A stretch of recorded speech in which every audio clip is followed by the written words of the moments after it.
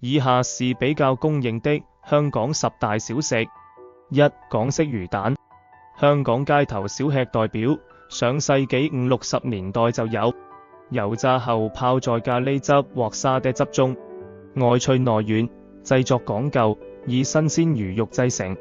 如旺角波記魚蛋很有名。二、車仔麵，源於上世紀50年代，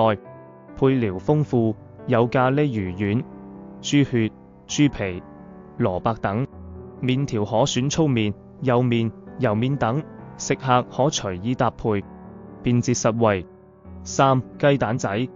華夫餅的香港變種，香氣四溢，口感酥脆，有巧克力、草莓等多種口味。製作時將雞蛋、麵粉等原料倒入特製模具烘烤而成，遍佈香港街頭。四、菠蘿包，甜味麵包，表面金黃酥脆，像菠蘿外皮，常夾冰冷牛油食用，解膩又增口感，歷史可追溯到上世紀初，是茶餐廳和麵包店的常客。五、碗仔翅，仿魚翅湯羹，以粉絲為主料加調料烹製，口感鮮美濃郁，冬天是驅寒暖身首選，街頭小攤和高檔餐廳都有供應。六、港式蛋撻，分牛油蛋撻和酥皮蛋撻。牛油蛋撻撻皮爽脆，酥皮蛋撻酥皮層次分明，餡料較少以突出撻皮口感，是下午茶的佳選。七、港式缽仔糕，傳統小甜點，晶瑩剔透，細膩嫩滑，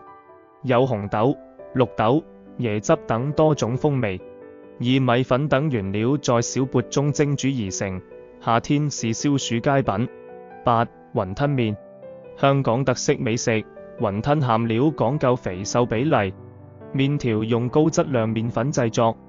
湯料由豬骨、大地魚等熬製，味道鮮香醇厚。九、港式奶茶，香港獨有的飲品，茶味重，偏苦澀，口感爽滑香醇，需經過撞茶工序，將紅茶和淡奶按比例混合多次拉茶，撞茶而成。十、煎釀三寶，將鯪魚肉釀在茄子、青椒、油豆腐等食材上，煎香後淋醬油食用，可搭配不同食材和醬料，口感豐富，有鯪魚肉的鮮美和蔬菜的清爽。以下是一些品嘗香港特色小食的餐廳。18座狗仔粉，位於佐敦寧波街27地鋪，2016年上榜米芝蓮推薦的21間街頭小食。招牌狗仔粉的湯底有濃郁的蝦米和香菇鮮味，還加了豬油渣和優質菜脯。火鴨翅也很不錯，湯底用4隻燒鴨熬煮6小時，滿滿都是鴨肉絲。文仔記麵食店在西貢德隆前街17號，老闆娘堅持親手包製招牌雲吞和水餃，雲吞皮薄餡大，能吃到野生海蝦在舌尖彈動。小吃金錢肚肉厚爽口，老豬肺清洗得很乾淨。盛香苑，中環美倫街2號的老店，開業超50年，招牌茄牛通，即番茄牛肉通心粉，牛肉厚實有嚼勁，西紅柿味道香濃，凍檸茶也十分清爽。肥姐小食店，位於旺角登打士街，是旺角的小吃地標，這裡人氣超旺，開攤就會排滿隊。小食種類豐富，像爽脆的墨魚、彈牙的魚蛋等都很受歡迎。公和品廠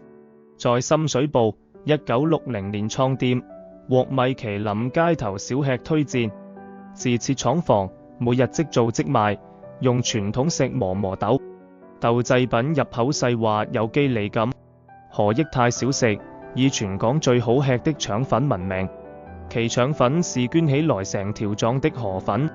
也就是豬腸粉，口感軟糯，配上特製的醬汁，味道很棒。通達食店位於油麻地，他家的咖喱魚蛋很出名，還上過 CNN。金牌碗仔翅的配料豐富，口感濃郁。